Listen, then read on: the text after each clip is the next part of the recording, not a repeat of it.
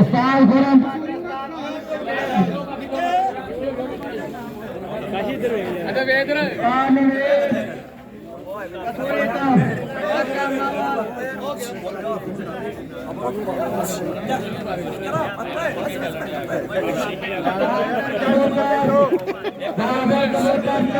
ਪਿਛਲੇ ਤਿਆਰ ਹੋ ਜਾ ਪਿਛਲੇ ਤਿਆਰ ਹੋ ਜਾ ਇੱਥੇ ਆ ਕੇ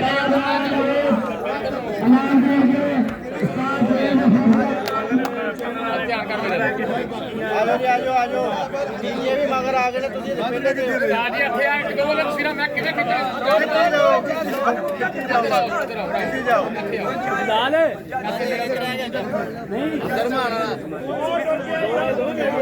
ਲੱਗੀ ਹੋਣਾ ਬਾਅਦ ਚੋਂ ਉਹ ਮੇਰੀ ਬਾਹ ਜੀ ਮੇਰੀ ਲੱਤ ਆ ਜੀ ਇਹ ਕਿੱਥੇ ਵਾਇਰਸ ਵੀ ਆ ਜਾਂਦਾ ਵਾਰ ਵਾਲੇ ਕੰਮ ਹੋ ਗਿਆ ਸਾਰੀ ਚੱਲ ਰਿਹਾ